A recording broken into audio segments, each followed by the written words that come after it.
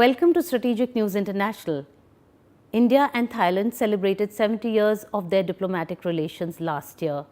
The two countries also share a maritime boundary in the Andaman Sea. India and Thailand also have close cultural and historical links, and Thailand is an important element of India's Act East policy. We have with us today the Ambassador of Thailand, whom we are going to talk to about India and Thailand's bilateral ties. Have you been doing some kind of traveling since you came here last year, I think in July? Yes, I've traveled quite a lot. So I don't know if that will surprise you to the northeast, northeast region, mainly because India's Act East policy usually, I don't know if I'm using the right word, would assign or designate northeast region to ASEAN countries, so because it's neighboring Myanmar. But my message is also that while northeastern region is next to Myanmar, but I would always say that we're interested in the whole of Asia, of India as well. So you don't confine us to certain areas. Yes. But I've been to like about 6 states already, so that's good. All in the northeast? Yes. Oh, but the other quite parts, impressive. other parts of the country, I've also gone. But Yes, you've already visited. You said 6 states in the northeast. yes, Now that's very which is significant. yes. And India has been talking about Act East. Yes, Thailand yes. has an Act West Yes, policy. yes, yes. And India is very keen to connect its northeast to the rest of South Asia. Yeah. So how do you look at this, especially because you yourself have been quoted as saying earlier that you're looking at soft connectivity. Yes. Now, what do you mean by that? Okay, so most people will. There's hard connectivity, which is the infrastructure, but the soft connectivity, or sometimes people say software of the connectivity, is things like once the trilateral highway is finished, then you will have to deal with what kind of licenses, insurance, how many trucks per day can pass, how far can they go, what can they carry. These things, you don't need to wait until the hardware is finished. Okay, so and they are discussing these things. The other one is when the opportunities arise, the people of the regions need to be ready for, how to have a business, how to trade, and if the tourism is going to come, people in the service industry. So it's not enough that you have the flights landing, the roads are there, but you also have to be ready to take up the opportunities. And I think that there's a lot of opportunities in the Northeast. Usually the first question I get is, when is your airline going to come? When are you going to open a consular office there? What kind of products would you like to buy from us? And I usually tell them that, number one, as ambassador, I cannot instruct airlines to fly here or there. It's an economic decision. The other one is asking for a consular office. So I would usually say, why do you need a consular office? Oh, so we can go and get our visas. You can already go to VFS, and submit your application. So you don't need, let's say, a Thai diplomat there. And now, of course, a lot of Indians like visa on arrival. And the Thai government is just waiting for the final arrangements, but going to waive fees for visa on arrival for around 20 countries, which includes India. Now, coming back to northeastern region, I always say that I think the potential is in, number one, the tourism resources. They're beautiful, but what you need to prepare are things like accommodation, tourism services, and even souvenir shops. But in the northeast, especially in Manipur, the sense of service is very strong, and language is very good, so we can. And fortunately for me, the Princess Mahachakri Sirinthorn of Thailand, who won the was given awarded the World Sanskrit Award and Padma Bhushan Award. She's coming again the end of November, and she had planned since March last year. What is the purpose of her visit in November? Basically, tourism, exploring. So she wanted to go to states she hasn't visited, which are Manipur, Mizoram, and Tripura. You mentioned the trilateral highway now. Now it's a very important project, but it's faced delays, and it's yet to come through. So what do you think can be done to kind of hasten the pace of this very important connectivity project? Number one is every opportunity. The reality is that the part in India is done, part in Thailand is done, yes. the part in Myanmar is not done. And if I may go one level further, the part in Myanmar where India is responsible is not yet complete. So my leaders, they will always say that, oh, it is our wish to see it completed in 2019. You will see that as the Thai year of chairing ASEAN, yes. rolls in. But actually, a lot of the stakeholders are saying air connectivity is quicker. You can. More needs to be done on that front. It's yes, but we shouldn't put all the eggs in the basket of road connectivity. Yes. And then I mentioned the software connectivity, right? So I can tell you that the motor vehicles agreement between India, Myanmar, and Thailand is still stuck. Yes. Okay, so even if, let's say, by some miracle, the road is finished, you will still get stuck on that. To the agreement. Yes. And I've just updated myself, and I found that in the last 6 months, the problem is still the same. What is the problem? Okay, the problem is you have three parties. You have India, Thailand, and Myanmar, and the relationship between each is different. Okay, so we are quite a big partner for Myanmar. So Myanmar wants to make sure, and we want to make sure that we get maximum, from Myanmar, and Myanmar gets maximum from us.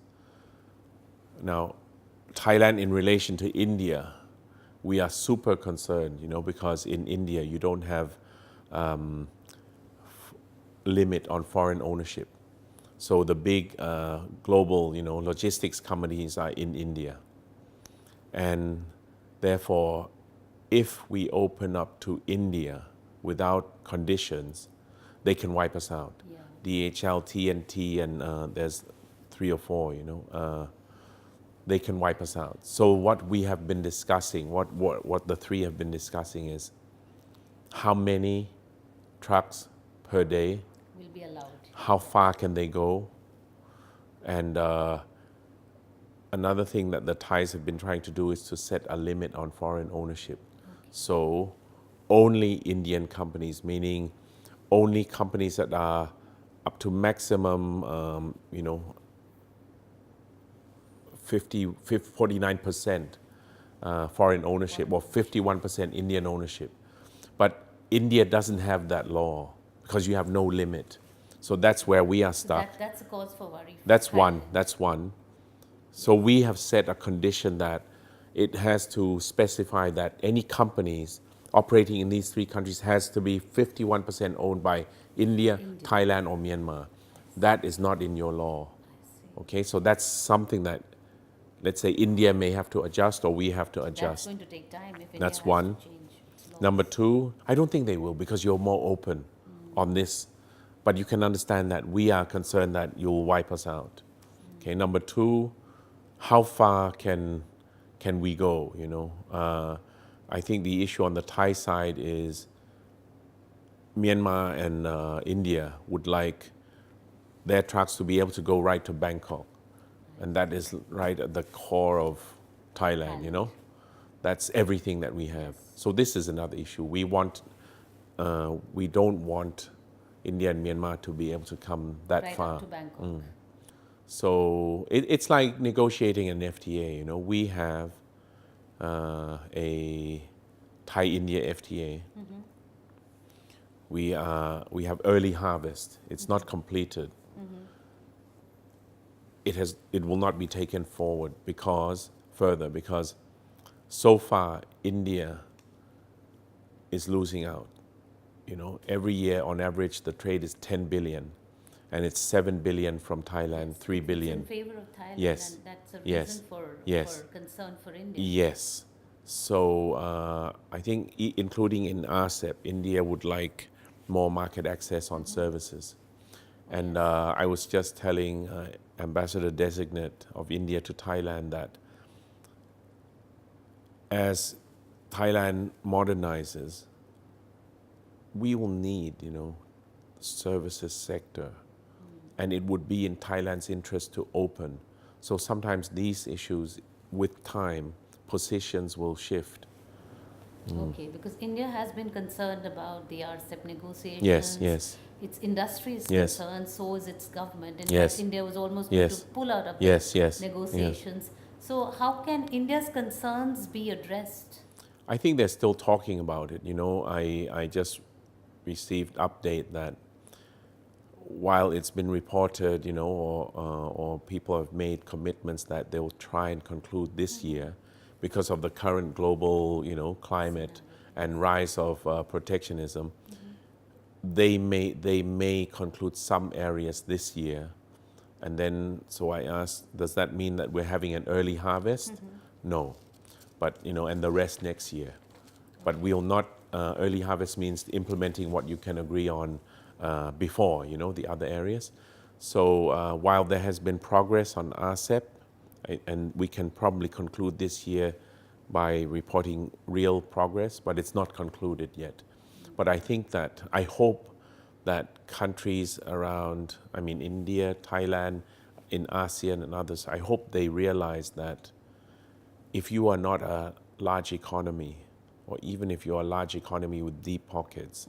Now let me take you to India ASEAN. Now Thailand is an important member of ASEAN, and the Thai Prime Minister has said that Thailand can play the role of an intermediary between India and ASEAN. What is his vision when he says this? You know, throughout our history, I think one of our strengths is that we can talk to everyone, to anyone. And so I think he's just reflecting on that there are two aspects. Number one, in fact, we are the intermediary between India and ASEAN because we are the coordinator of ASEAN-India dialogue partnership since August for 3 years. That's one. Number two, next year we're going to be the chairman of ASEAN for the whole year. And number three, it had been said in his previous speeches, you know, of the idea of ASEAN plus two, and plus two is plus India and China, and that emanates from this observation and the reality that we can talk to everyone, you know. So hopefully we can find middle ground or you know, areas where we can India, China, Thai, ASEAN can see eye to eye.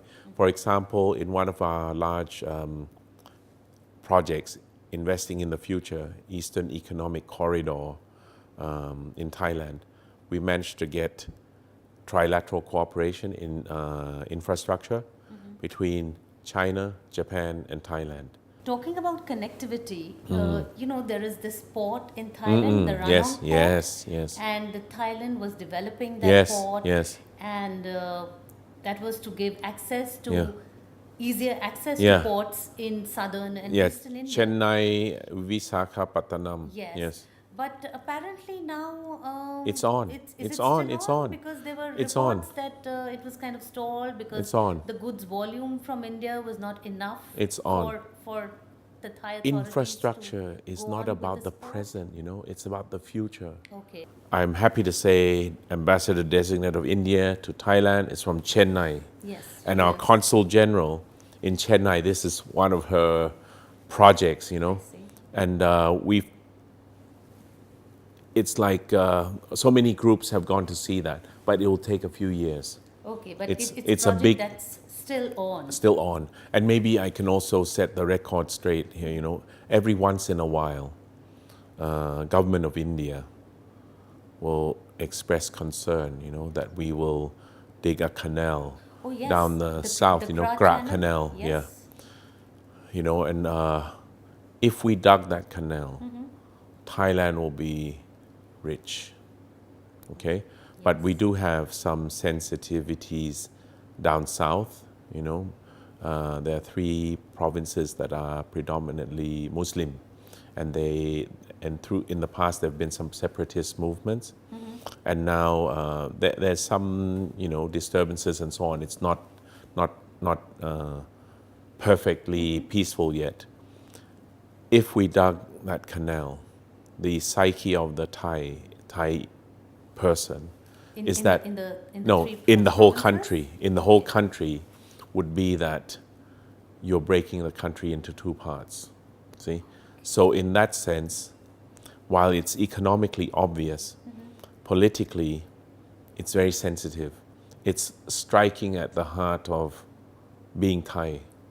Okay, but hasn't the Thai Prime Minister recently, in fact, I think just last week, said has asked the National Security Council of Thailand to look at that project, the feasibility of that project? It's not going to happen. Is it not going to happen? You know, when you ask people to study it, and in fact, your Minister of Defense called on him, and he asked India to do a study, pros and cons and so on. The Thai Prime Minister asked the Indian side, because you have a lot of think tanks. Oh, to do a study on the feasibility, pros and cons. Of this it's useful to have. Project. It doesn't hurt. When the India time has is its right. Concerns, especially I know, because but feels it might ain't give going to access happen. China. It will not happen. It will not happen. Okay, that's very reassuring. It will not I happen. think, the It Indian cannot government. happen. And yet, it's like a pet concern of India. And no matter how many times I try to assure the people here that it's not going to happen, but then, in the back of their minds, that little possibility that it may happen will cause concern. Whereas for me, from the Thai side, the possibility that it will happen is very small. It's very small.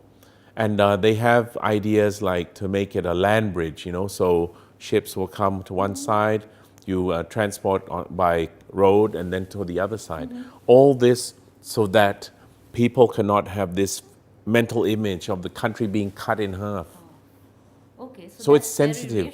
There must be other sensitive issues in India as well, right? Yes. And this is super sensitive. I mean, at the core of being Thailand. The shape of Thailand is like an axe.